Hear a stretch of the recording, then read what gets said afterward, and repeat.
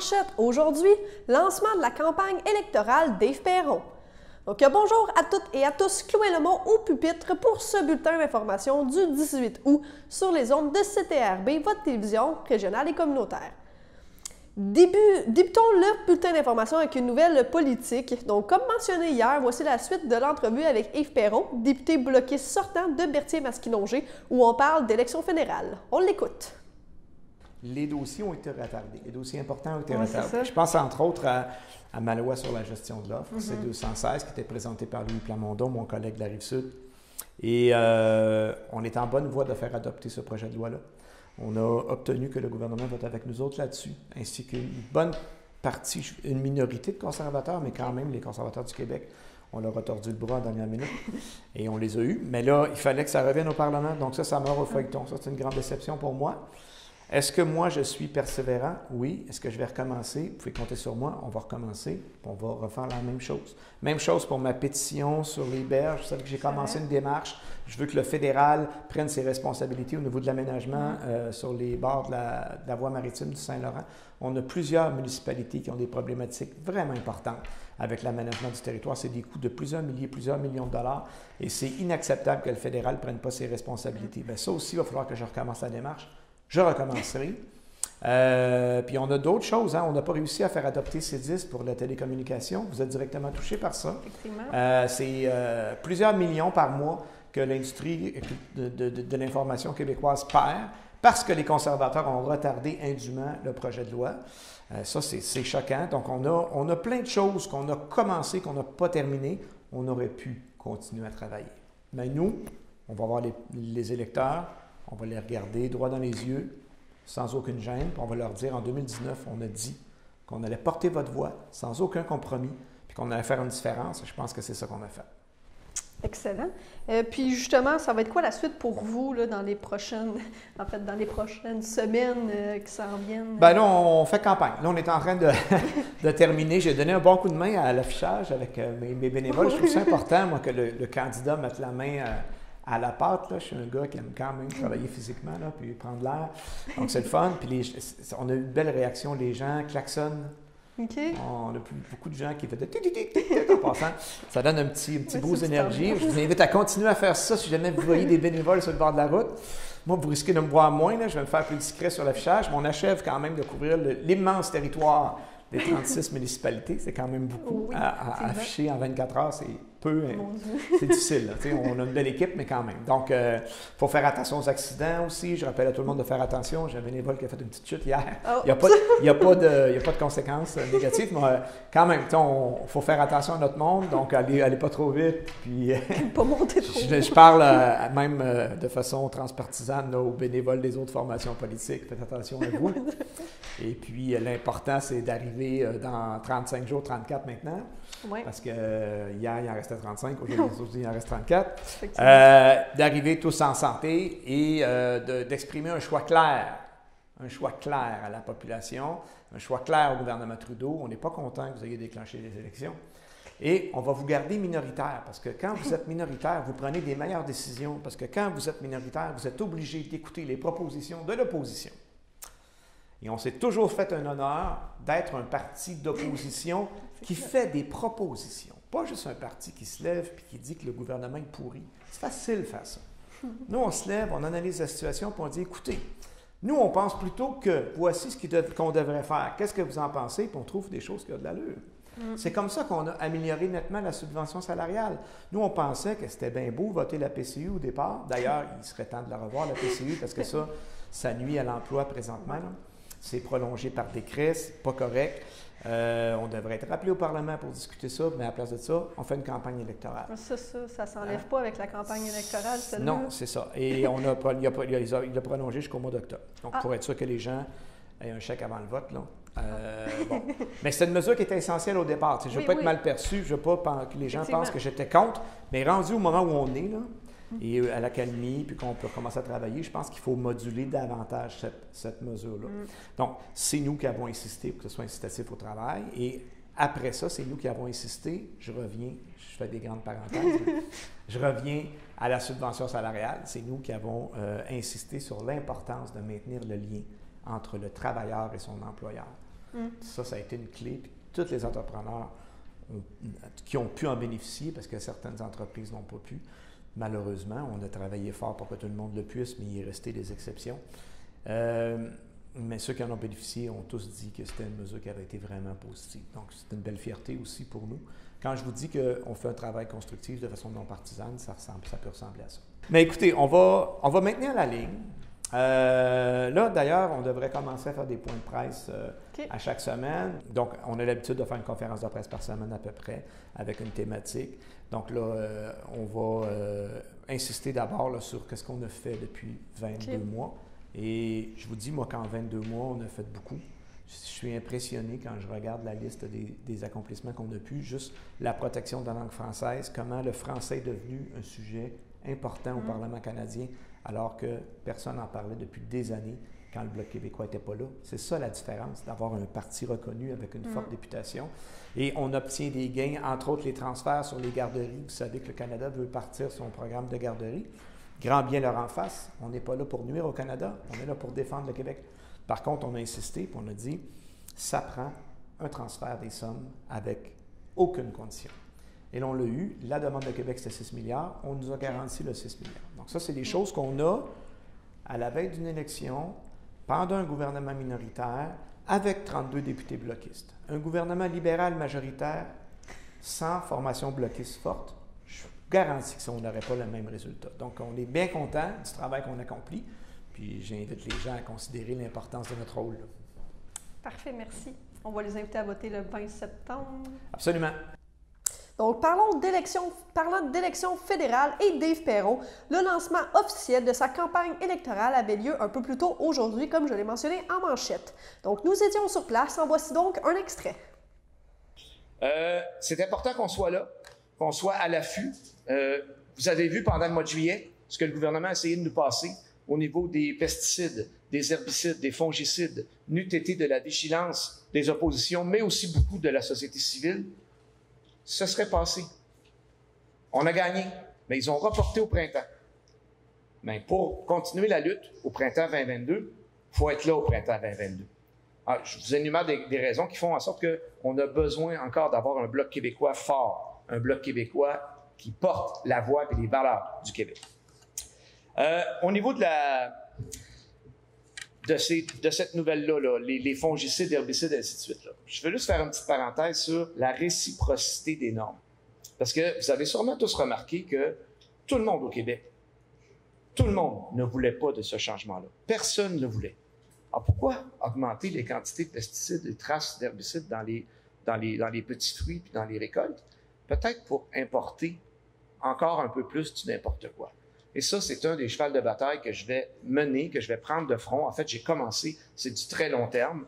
20 mois, c'est pas assez, mais il faut travailler ça. Il faut cesser de laisser entrer chez nous des produits qui ne respectent pas les normes que nous, on demande à nos producteurs qui sont ici. Il y a une injustice là-dedans qui n'a pas de bon sens, puis les gens, les Québécoises, les Québécois veulent des produits de qualité dans leurs assiettes. Pour ce qui est de ma fonction au Bloc, vous savez que j'avais joué déjà un rôle très important dans la réunification de notre formation politique avant la dernière élection et que je suis reconnu par mon chef et par tous, dans le fond, comme étant une personne qui est rassembleuse, une personne aussi qui est très habile dans la médiation. Et c'est pour ça, je pense que le chef m'a demandé, encore une fois, d'œuvrer à titre de président de campagne. C'est un très grand honneur pour moi de le faire. C'est un beau privilège. Je vais être bien honnête avec vous, j'y avais pas pensé, je m'y attendais pas, parce que pour moi, la fonction de président faisait partie de mon passé. Mais c'est un titre que j'aime bien. Et j'ai commencé d'ailleurs à faire des contacts avec les multiples candidats dans les multiples circonscriptions. Puis je vous dis qu'on a une fichue belle équipe à présenter à l'ensemble du Québec. À travers tout ça, bien sûr, je travaillerai beaucoup, vous l'avez deviné. Bien sûr, je suis appelé à avoir peut-être un rôle un peu plus médiatique au niveau national dans certaines circonstances. Mais il y a une chose que je peux vous assurer, c'est que je ne négligerai pas ma campagne d'Albertier-Masquinongé. J'adore la circonscription, j'adore les gens qui l'habitent, j'adore la parcourir. On en fait des kilomètres quand on est député d'une circonscription rurale. Laissez-moi vous en parler. Et c'est merveilleux. Donc, ne vous inquiétez pas, on sera là présent. Mes fonctions de président là, peuvent se faire pas mal au téléphone pendant les trajets, en fait. Donc, il n'y a pas de contradiction là-dedans. Au Bloc québécois, pourquoi on demande un autre mandat? Pourquoi on demande un autre mandat? Puis pourquoi on est si confiant? C'est parce qu'en 2019, on a dit aux gens, écoutez, nous, on va aller porter votre voix, porter vos valeurs, puis défendre vos intérêts sans aucun compromis. Et faire la promotion de vos intérêts. Bien sûr, l'intérêt suprême du Québec, c'est son indépendance. Donc, évidemment, on en parle très régulièrement également. Et pourquoi on est confiant dans la campagne? C'est parce qu'on va bien voir les gens, puis on a fait ce qu'on allait dire qu'on allait faire. Ça, c'est très agréable comme sentiment. On retourne voir les gens, on les regarde dans les yeux, puis on leur dit, écoutez, je vous avais dit ça, voici ce que j'ai fait. Je vous avais dit que j'allais travailler, voici mon bilan. Donc, c'est très confiant qu'on y va, bien sûr, avec humilité. On sait que ça repose entre les mains de la population. C'est pour ça qu'on leur demande un nouveau mandat. Mais notre façon de faire l'opposition, qui est constructive, hein? C'est pas juste se lever et dire le gouvernement n'est pas bon. C'est se lever et dire, écoutez, nous, on pense que c'est pas tout à fait ça qu'il faut faire. Voici la solution qu'on propose. Qu'en pensez-vous? C'est arrivé, entre autres, dans le cas de la subvention salariale. C'est arrivé, entre autres, dans le cas de l'aluminium. C'est arrivé dans un paquet de circonstances où est-ce qu'on a fait une différence de façon très constructive. Et c'est ce genre de travail-là. Puis quand je me promène sur le terrain, les gens me disent, on apprécie votre travail, votre chef, puis vous parlez de façon intelligente et vous proposez des choses, vous élevez le débat. Ça, c'est très agréable de se faire dire ça sur un coin de rue. Donc, passons maintenant à la première pause.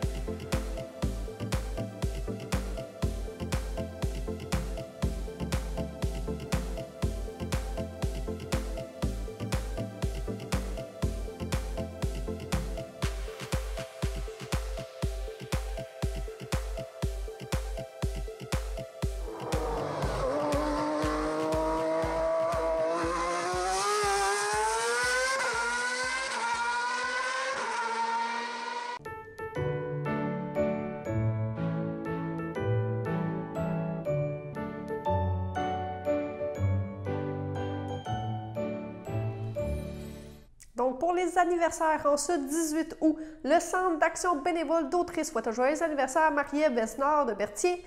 L'Association des personnes handicapées secteur Berthier souhaite un joyeux anniversaire à Mariam Chiniti. Et les filles de, Jeanne Bélanger, joyeux anniversaire à Jeanne Bélanger de la part de sa fille Loulou. Si c'est votre anniversaire aujourd'hui, bon anniversaire de toute l'équipe de CTRB. Allons maintenant du côté de Québec, où hier, François Legault, premier ministre du Québec, annonçait en conférence de presse la vaccination obligatoire pour le personnel de la santé. On l'écoute. C'est que les personnes qui ne sont pas vaccinées, c'est la majorité des gens qui se retrouvent avec le virus puis qui se retrouvent à l'hôpital. Donc, on est vraiment avec un vaccin ou des vaccins qui fonctionnent bien. Les vaccins, là, on a pu démontrer au Québec, puis à peu près partout dans le monde, que ça réduit les risques d'avoir la COVID. Puis si jamais on a la COVID, ça réduit les risques d'avoir des conséquences graves qui nous amènent à une hospitalisation. Donc, je reviens sur la vaccination. On est rendu à 85% des Québécois qui ont accepté d'avoir au moins une dose. Ça veut dire qu'il y a quand même une forte adhésion, 85% de tous les Québécois de 12 ans et plus. C'est quand même extraordinaire, mais malgré ça, on le voit, il y a une quatrième vague, puis le Québec sera malheureusement pas épargné. C'est pour ça que j'avais entrepris la semaine dernière une tournée des régions du Québec, une tournée que je vais suspendre, parce que je veux effectivement être capable là, de recommencer avec Christian, avec le docteur Arruda, malheureusement expliquer qu'il faut être prudent, peut-être même plus prudent que jamais. Et il faut aussi tenir compte du fait que dans 2 semaines, le très bientôt, ça. Il va y avoir le retour à l'école. Puis, bien, c'est clair, encore là, du côté des experts, qu'il va y avoir plus de contacts. Et puis, même si les jeunes sont moins à risque, il reste qu'ils ne sont pas totalement hors risque. Puis, en plus, ils peuvent être des transmetteurs du virus. Donc, on peut s'attendre qu'avec la rentrée scolaire, ça va augmenter le nombre de contacts et donc augmenter le nombre de cas, le nombre d'hospitalisations. C'est pour ça que Christian insiste autant sur l'importance, bon, ceux qui n'ont pas leur première dose, d'aller la chercher le plus vite possible, puis ceux qui n'ont pas leur deuxième dose, de la devancer avant le 1er septembre. Maintenant, bon, pour ce qui est des travailleurs de la santé, bon, on sait à peu près 90% du personnel du réseau de la santé est vacciné, mais le 10% qui reste, il y a un risque réel. Selon la santé publique, une infirmière, un soignant, une soignante peut, malgré le matériel, transmettre le virus à un patient qui est vulnérable. Et je comprends là, que c'est une décision qui n'est pas facile, mais on va rendre la vaccination obligatoire pour le personnel de la santé seulement. Ce n'est pas une décision, je vous avoue, qui est facile. C'est une des raisons là, pourquoi je reviens à Québec.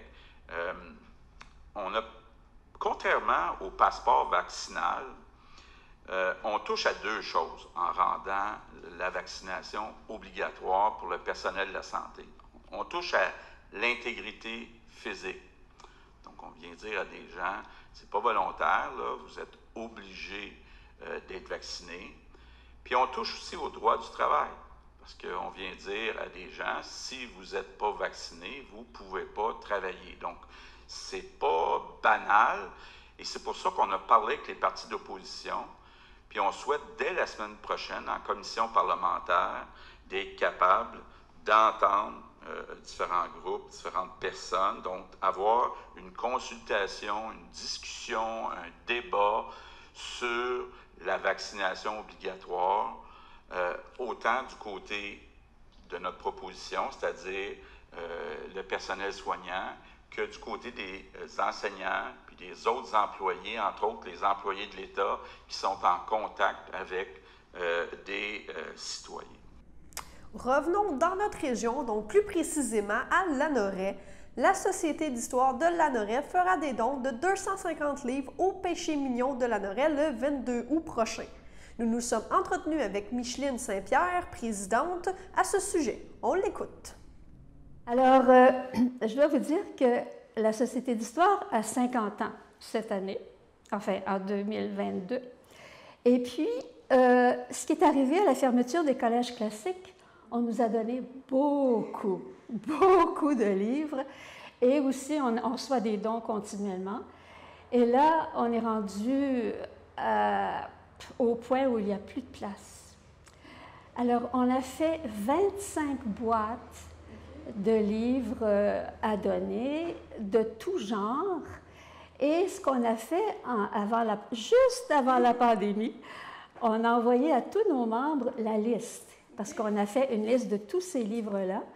Et on leur a demandé, venez choisir ce que vous voulez. On avait nos boîtes numérotées, et puis bon.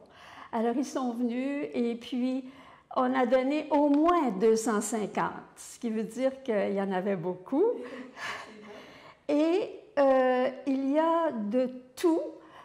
Ce qui est incroyable, c'est qu'on nous a même donné des livres comment faire les choses, comment faire la dentelle, des livres sur la biologie, on a des récits historiques, beaucoup de récits spirituels ou des biographies spirituelles, parce que vu que ça venait des collèges, il y avait à l'époque, comme vous savez, les années 60, et aussi on a sur les arts, les chansons, les musées, on a aussi des romans, et imaginez-vous que je regardais justement un livre hier, j'ai dit, je vais regarder ça encore.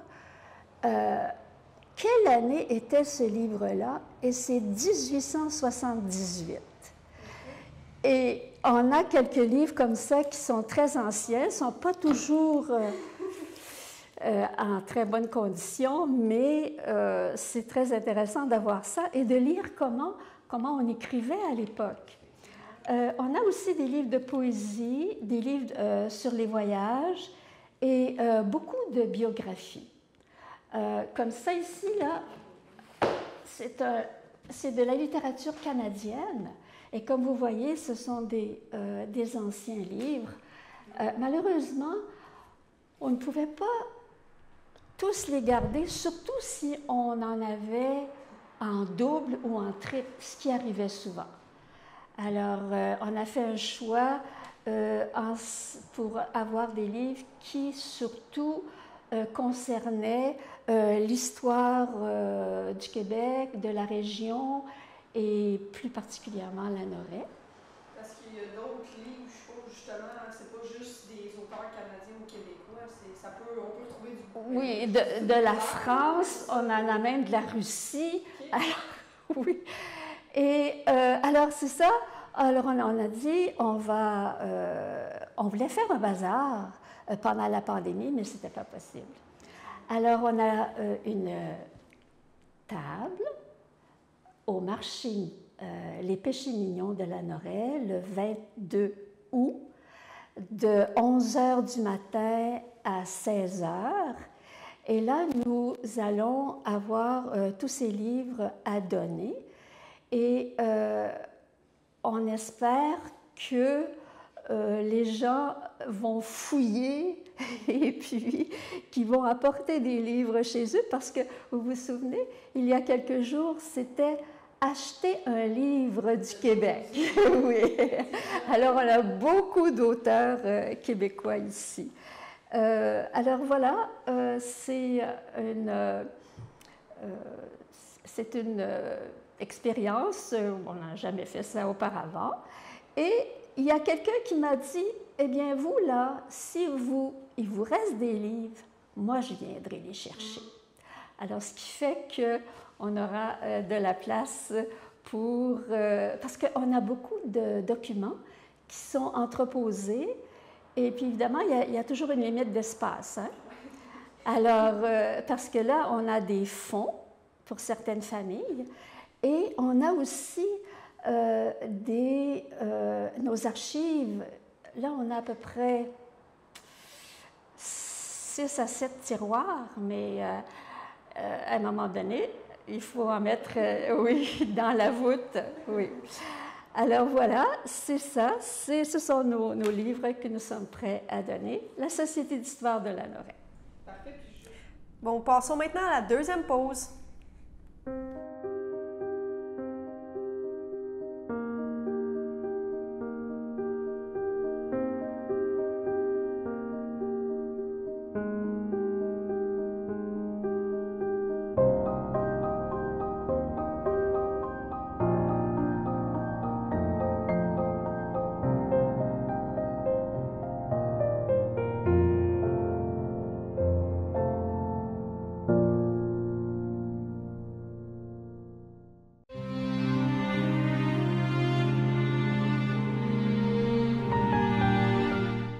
À l'hôpital de Landière, le 16 août 2021, à l'âge de 87 ans, est décédée Mme Ruth Vatnet, époux de feu Lucien Bellumeur, demeurant autrefois à Saint-Cuthbert.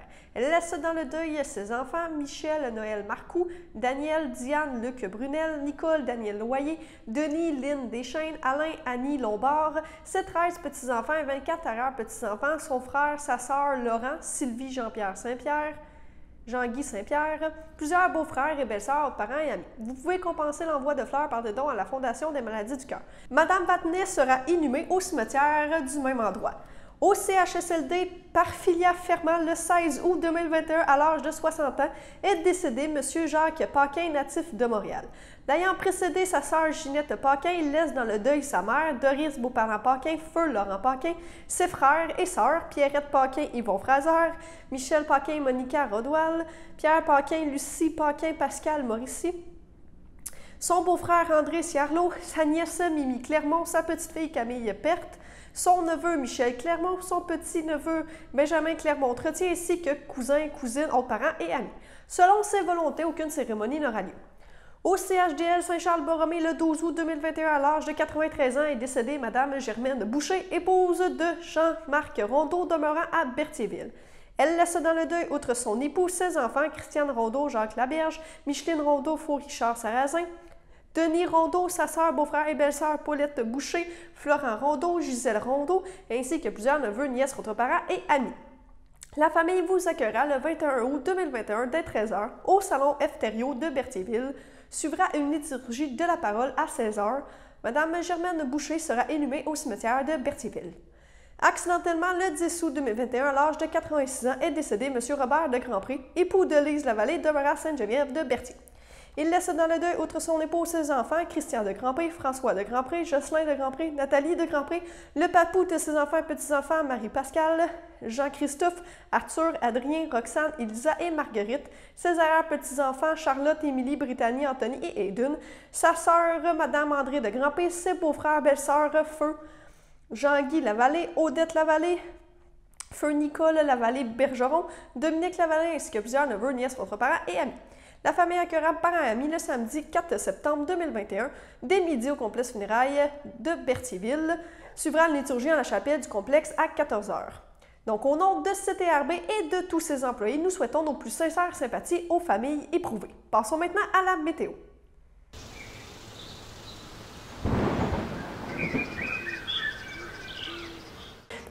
Donc, bonjour à toutes et à tous, ici Chloé Lebon pour la météo.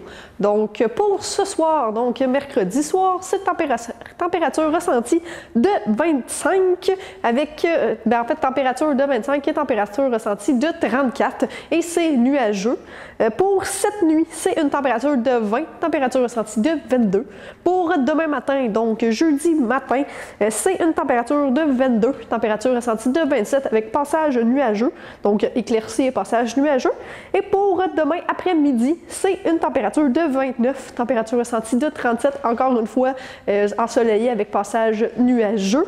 Si on regarde, la qualité de l'air est bonne, les rayons UV sont élevés vu le soleil qui plombe présentement et le pollen, la qualité du pollen en fait c'est très élevé et c'est l'herbe à poux. Donc encore une fois, c'est le rhume des foins qui est très d'actualité présentement. Donc merci, c'était complet pour votre météo. Donc c'est complet pour votre bulletin d'information. Merci, bonne fin de journée, on se retrouve demain.